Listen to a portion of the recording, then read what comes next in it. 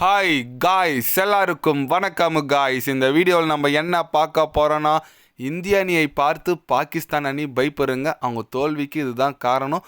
பாகிஸ்தான் அணி மட்டும் இல்லை, எல்லா அணியுமே சேர்ந்து இந்திய அணி பார்த்து பயப்படுறாங்க. கண்டிப்பாக உலகில் தலை சிறந்த அணி இந்தியா தான். இந்த வாட்டி சாம்பியன் டிராஃபி கோப்பை இந்திய அணிக்கிட்டேருந்து மிஸ் ஆகாது. கண்டிப்பாக இந்தியா தான் வெற்றி பெறும் அப்படின்னு சொல்லிட்டு முன்னாள் சவுத் ஆப்பிரிக்கா நட்சத்திர வீரர் ஏபி டிவிலியர்ஸ் பார்த்தீங்கன்னா பாகிஸ்தானுடைய தோல்விக்கு காரணம் கூறியிருக்கார். இந்திய அணி வெற்றி குறித்து பல கருத்துக்கள் பேசியிருக்காரு.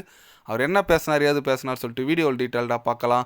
அதுக்கு முன்னே நீங்கள் நம்ம சேனலுக்கு புதுசாக வந்திருந்தீங்கன்னா ஒரே ஒரு சப்ஸ்கிரைப் மட்டும் பண்ணிவிட்டு வாங்க, வீடியோக்குள்ளே போகலாம். ஆமாங்க, இந்தியா வர்சஸ் பாகிஸ்தான் ரீசெண்டாக நடந்து முடிஞ்சிச்சுங்க. இந்திய அணி வெற்றி பெற்றது இல்லாமல் செமிஃபைனலுக்கு முன்னேறிட்டாங்க இந்த சாம்பியன் டிராஃபியில். அது குறித்து ஏபி டிவிலியர்ஸ் என்ன சொன்னார் கேட்டிங்கன்னா, இந்திய அணி பார்த்து பாகிஸ்தான் அணி பயப்படுறாங்க. அவங்க தோல்விக்கு அதுதான் காரணம்.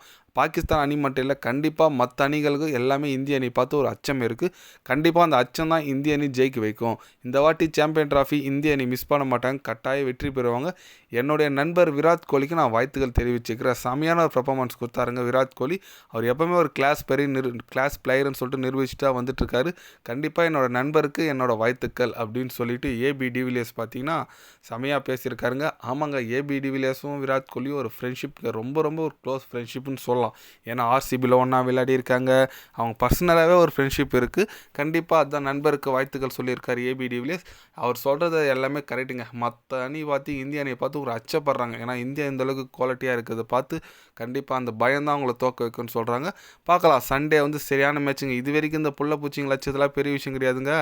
நியூசிலாண்டுனாவே தெரியுமே, ஃபீல்டிங்க்கு பேர் போனவங்க. அவங்க வராங்க ஞாயிற்றுக்கிழமை. கண்டிப்பாக இந்திய அணியை அதில் வீழ்த்தி அவனுங்க நியூசிலாண்டை பிளாக் கேப்ஸ் அடித்து காட்டினா தான் ஒரு செமிஃபைனலுக்கு சீனா போய் உட்கார முடியும். எனக்கு ஒரு டவுட்டாக இருக்குங்க, தொடர்ந்து இவங்க ஜெயிச்சுன்னு வந்தால் ஒன்று செமியில் ஃபைனலில் தோற்று போகிறாங்க. அது ஒரு பக்கம் கஷ்டமாக இருக்குது. என்ன தான் நம்ம குவாலிஃபை ஆகிட்டா கூட நியூசிலாண்டு அதுமாதிரி தோத்துட்டா கூட நல்லா இருக்குங்க. என் பர்சனலாக அதான் தோத்துட்டு வந்தால் கூட ஏதோ ஓரளவுக்கு ஜெயிப்பாங்க. கண்டினியூவாக ஜெயிச்சுன்னு வந்தால் தோற்று போடுறாங்க. எனக்கு அது ரொம்ப கஷ்டமாக இருக்குது. பார்க்கலாம், நம்ம இந்திய அணி நியூசிலாண்டு கிட்ட நல்ல பெர்ஃபார்மன்ஸ் கொடுத்து ஜெயிக்கிறாங்களா இல்லை என்ன பண்ணுறாங்கன்னு சொல்லிட்டு பொறுத்து இருந்து பார்க்கணும்.